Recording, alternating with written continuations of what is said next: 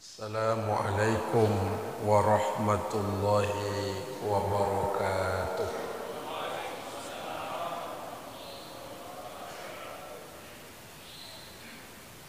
Bismillahirrahmanirrahim. Alhamdulillahilladzi an'amana 'alaina bi ni'matil iman wal islam.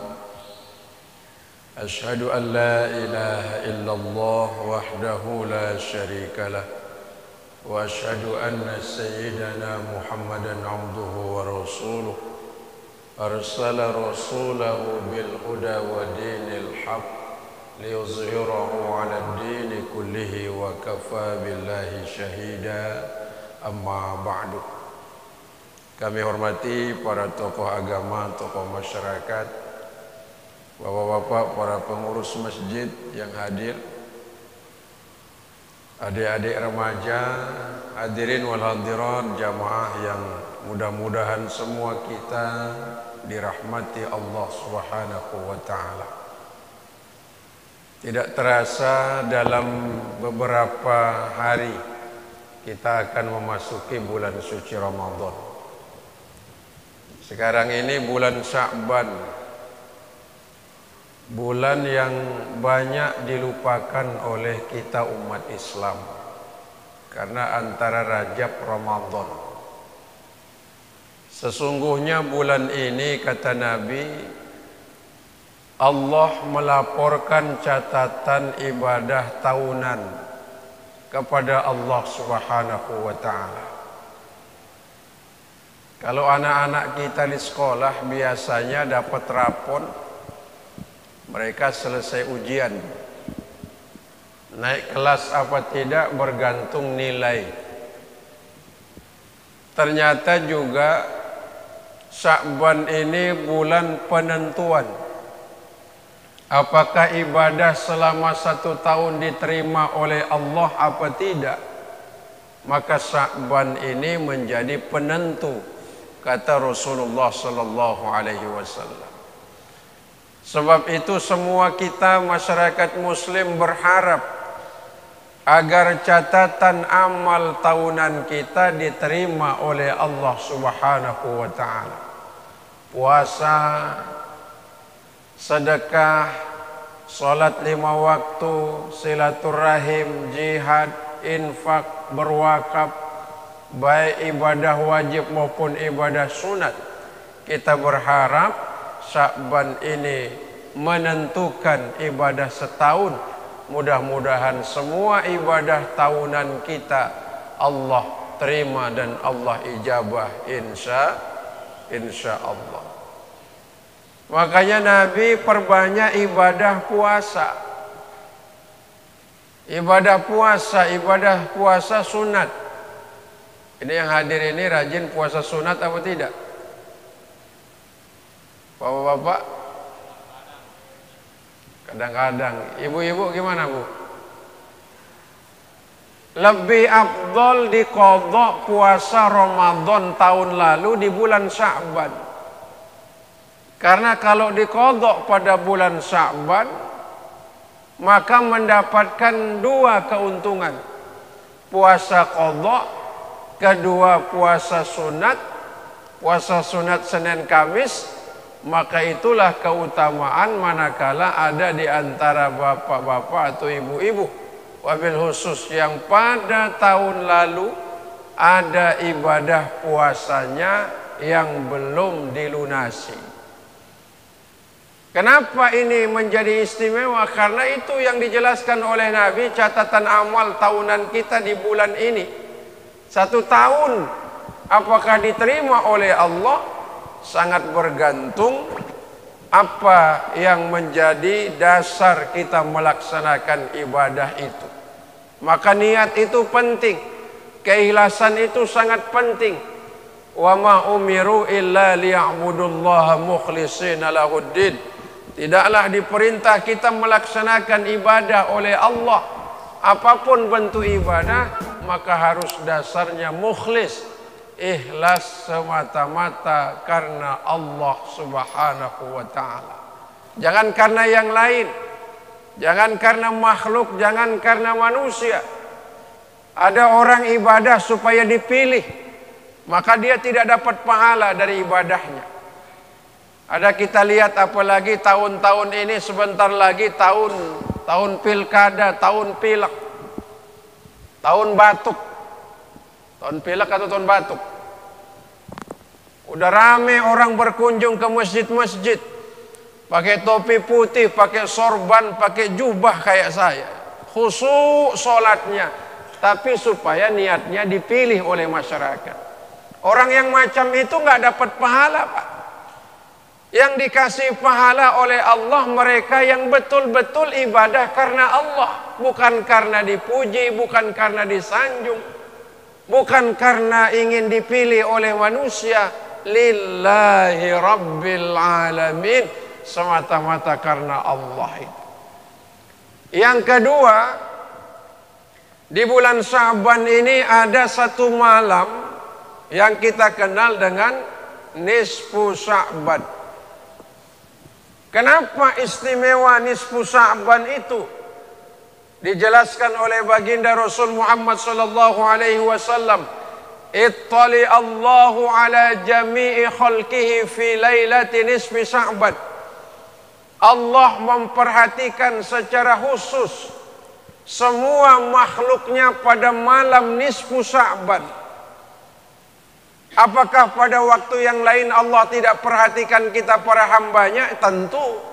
Tapi pada malam nisfu Sya'ban, kata baginda Nabi kita Muhammad sallallahu alaihi wasallam, Allah secara khusus memperhatikan semua makhluknya, khususnya kita para hamba-hambanya.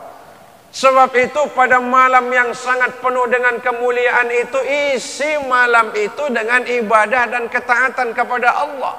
Sehingga pada waktu kita dipandang, diperhatikan oleh Allah, kita sedang melaksanakan ibadah, kita melaksanakan rukuk dan sujud, kita zikir wirid munajat kepada Allah, kita memperbanyak istighfar, kita memperbanyak solawat.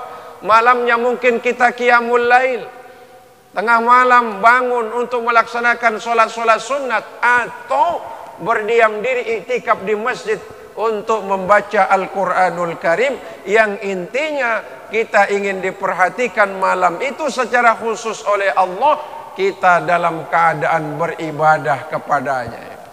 Makanya ada orang membaca surah Yasin, ada apa tidak? Tapi tidak ada sholat sunat khusus, Pak. Tidak ada sholat sunat nisfu Sya'ban. Jadi kalau ada, jangan diulang-ulang, Pak. Karena tidak ada dalil yang membenarkan ada sholat sunat nisfu Sya'ban. Sholat nisfu Sya'ban maksudnya ya sholat sunat yang kita kerjakan pada malam nisfu Sya'ban. Sholat sunat itu kan macam, Pak. Apa itu? Sholat sunat tahiyatul masjid tapi di malam nisfu Sya'ban. Sholat sunat wudu di malam nisfu Sya'ban. Atau sholat sunat qobliyah atau ba'diyah tapi dikerjakan di malam nisfu Sya'ban. Atau memang sholat wajib yang kita kerjakan, apa itu? Maghrib, isya, atau sholat subuh. Karena sesungguhnya pada malam itu kita sedang melaksanakan ibadah kepada Allah. Adapun membaca surah Yasin, berapa kali baca surah Yasin? Ada yang membaca surah Yasin 3 kali, itu sesungguhnya ijtihad ulama. Ijtihad ulama artinya apa? Ini bagian dari cara ulama mengingatkan kita supaya malam itu terisi dengan banyak kebaikan dan ketaatan. Jadi ketika ada orang yang secara khusus membaca surah Yasin 3 kali, apa hukumnya? Mubah saja, boleh-boleh saja. Karena tujuannya apa? Untuk meningkatkan ibadah dan ketaatan pada malam nisfu Sya'ban itu. Karena ada niat pertama supaya dikuatkan iman Islam oleh Allah. Bacaan surah Yasin yang kedua mudah-mudahan diberikan panjang umur, sehat walafiat.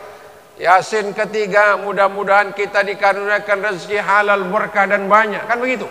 Yang pada prinsipnya memang bulan Sya'ban salah satu bulan yang kita harapkan Allah berikan keberkahan kepada kita. Kecuali pada malam nisfu Sya'ban itu ada dua golongan yang tidak dirahmati oleh Allah, tidak dilihat oleh Allah. Siapa dua golongan itu kata Nabi? Pertama musyrik, orang-orang kafir. Jadi semua orang-orang kafir, orang-orang musyrik pada malam itu tidak diperhatikan oleh Allah maupun pada waktu-waktu yang lain. Yang kedua, golongan yang tidak diperhatikan pada malam nisfu Sya'ban itu kata Nabi, siapa mereka? Orang yang belum menyambung silaturahimnya di antara sesama Islam.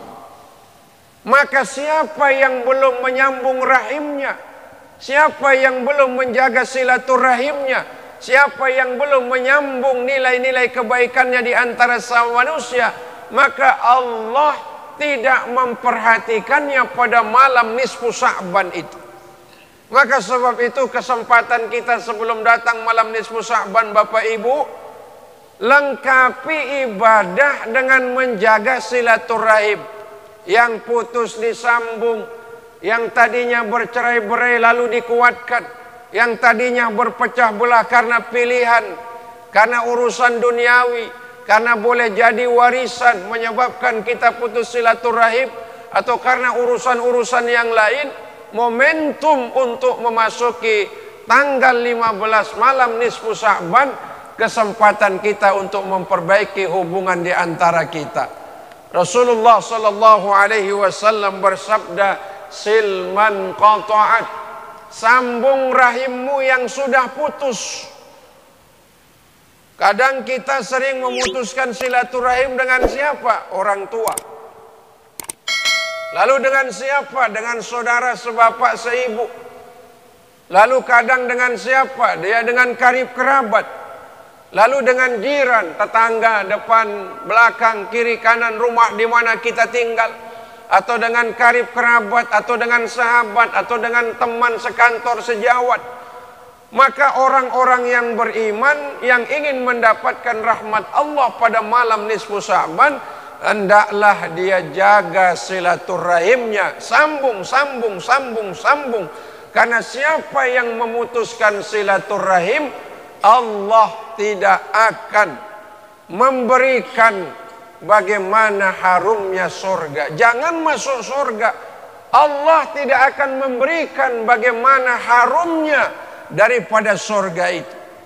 Bahkan dalam riwayat lain dijelaskan oleh Rasul sallallahu alaihi wasallam, Allah menunda semua ibadah dan amal yang kita kerjakan selama hidup.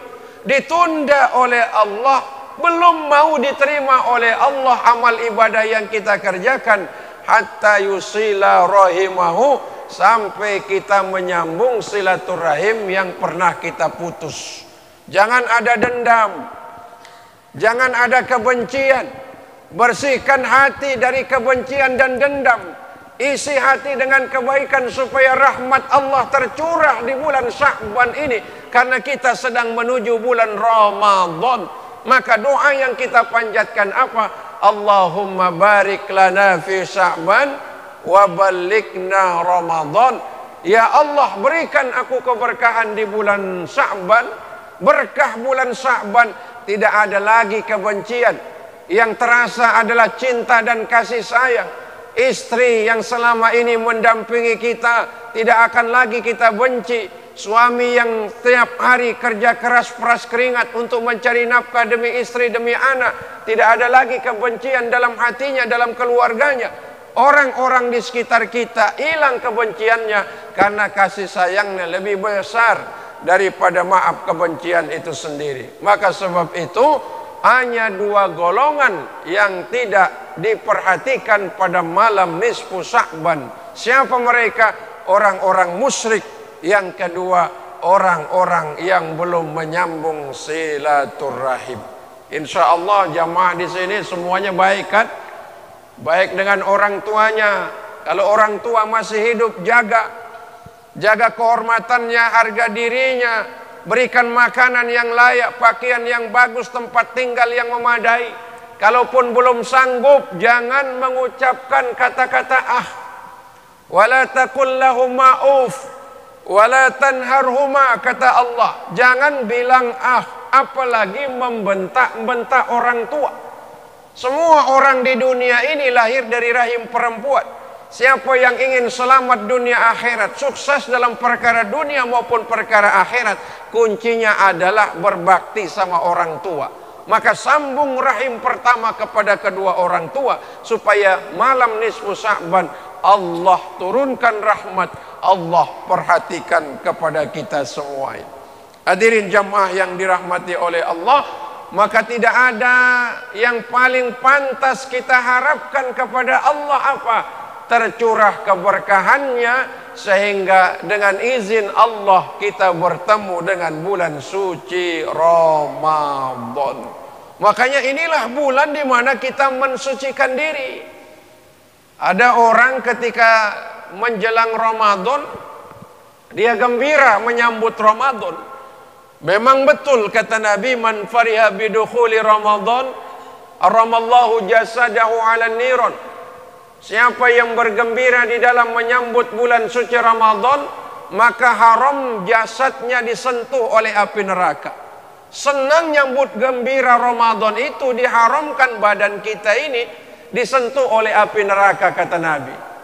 Bagaimana cara kita bergembira nyambut Ramadan? Pertama, bersihkan diri dari segala dosa dan maksiat yang kita lakukan. Kita ini penuh dengan dosa. Ada yang tidak punya dosa? Semua kita punya dosa kan? Maka dosa itu harus ditebus dengan taubat kepada Allah. Lau amiltumul khataya summa nadimtum wa tubtum. Kalau kau bikin dosa maka menyesal lalu taubat, mohon ampun kepada Allah atas dosa yang kita lakukan. Kalau dosanya kepada manusia, bersilaturahim, minta maaf. Ini cara kita gembira nyambut Ramadan. Bukan gembira nyambut Ramadan lalu bakar petasan, bukan.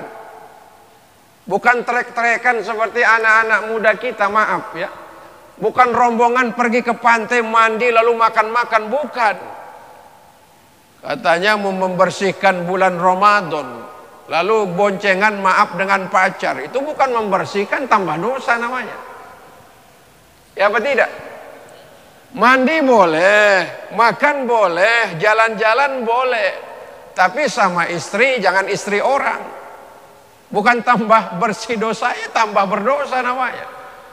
Jadi orang yang membersihkan dirinya karena dia senang datangnya Ramadan, maka dia melakukan satu ibadah, yaitu bertaubat kepada Allah, memperbaiki hubungan di antara sesama manusia. Yang kedua, tanda orang yang gembira menyambut Ramadan, kata Rasulullah apa? Dia bersihkan harta bendanya selama 1 tahun, dia kumpulkan harta benda itu dengan bayar zakat.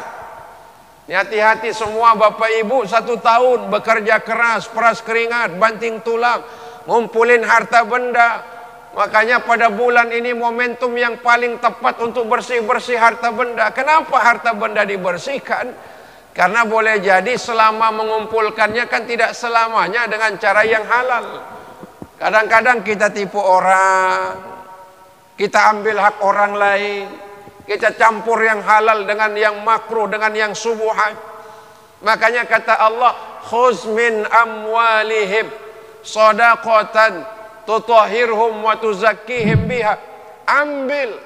Ambil zakat dari harta yang memang sudah saatnya untuk dizakati. Apa tujuan zakat? Kata Allah, tutahhiruhum wa tuzakkihim biha. Membersihkan harta benda itu dari hal-hal yang selama ini menyebabkan harta itu najis, harta itu kotor. Yaitu tadi, tidak selamanya kita berusaha dengan cara yang Allah ridho, dengan cara yang halal. Tempo-tempo maaf kita ambil hak orang, kita kurangi timbangan, kita tipu orang lain, bercampurlah yang baik dengan yang tidak baik. Maka zakat membersihkan harta-harta itu, Pak. Kalau tidak dizakati berarti tiap hari bapak ibu makan haram. Yuk, kenapa makan haram? Karena ada hak fakir miskin, ada hak orang lain dalam bentuk zakat. Allah menjelaskan dalam Al-Quran, innamas shadaqah lil fuqara. Zakat itu untuk fuqara. wal masakin, orang miskin, wal amilin. Amil ini yang tugasnya mencatat, membagi zakat. Wal muallafati qulubuhum, orang-orang yang baru masuk Islam, muallaf, supaya kuat iman Islamnya. Wa fir riqab, riqab itu apa? Budak sahaya. Ya, budak sahaya sekarang nggak ada ya, mungkin pembantu rumah tangga ya, yang bekerja dengan kita. Wargharimin, orang yang terlilit utang, tapi dia berhutang bukan untuk bermaksiat. Ada orang berhutang untuk beli minuman keras. Ada orang berhutang untuk berzina. Orang yang berhutang tapi hutangnya untuk kebaikan, belum sanggup dia membayar utang, kasih dia zakat. Wabnas sabil, orang yang sedang musafir, merantau ke luar negeri, keluar daerah, belum dapat pekerjaan, terlunta-lunta di kampung halaman orang, kasih dia zakat. Yang kedelapan kata Allah apa? Wa fi sabilillah, orang yang berjuang di jalan Allah. Imam, merebut, guru ngaji, dai, mubalik, pengurus-pengurus masjid, pengurus madrasah, ya, orang-orang yang berjuang di jalan Allah, itu yang berhak dikasih zakat. Subhanallah. Maka itulah fungsi zakat, membersihkan harta benda kita. Yang kedua kata Allah apa? Wa tuzakkihim biha, membersihkan diri kita dari penyakit bakhil, pelit, medit, kikir. Itu penyakit tuh Pak, penyakit hati itu. Apalagi serakah, mau enak sendirimu, senang sendirimu, kaya sendirimu, bahagia sendiri, ini penyakit batin Pak. Maka zakatlah menghilangkan dua penyakit besar. Bakhil, Allah benci. Rakus, Allah benci. Makanya dalam Al-Quran dijelaskan apa kata Allah? Dijelaskan kepada kita, celaka orang. Siapa yang celaka? Bukan mereka yang banyak uangnya, bukan pejabat, bukan orang yang tidak ibadah. Orang celaka itu orang yang takasur, berlomba-lomba untuk menumpuk harta benda yang tujuannya hanya untuk pamer dan riya. Atazurtumul maqabir, baru merasa puas kalau sudah masuk di liang kubur. Maka momentum Sya'ban ini kesempatan kita untuk membersihkan harta benda supaya terhindar kita dari memakan makanan yang haram, sekaligus dijauhkan kita dari penyakit bakhil, rakus maupun serakah. Jadi besok atau nanti pulang cek, ini uang yang terkumpul usaha dagang bisnis. Lagi saya dengar di sini ini banyak bos tembakau, ya apa tidak? Banyak bos ayam, banyak bos telur, banyak petani. Jangan lupa Pak, Bapak nanam tembakau, nanam jagung, nanam bawang, nanam gabah, ada zakatnya, hati-hati. Kalau nggak dizakati, besar urusan Bapak di hadapan Allah nanti ya. 2,5% Pak, nggak banyak. 2,5% itu kalau 1.025.000, kecil apa besar? 1.025.000 dikalikan, kalau Bapak punya 25 juta kali 25.000 berapa? Kalau punya 50 juta kali 25.000 berapa? Tinggal dikalikan aja kan. Mudah-mudahan Allah berikan keberkahan dalam harta yang dikumpulkan, supaya ada rahmat Allah Subhanahu wa ta'ala. Hadirin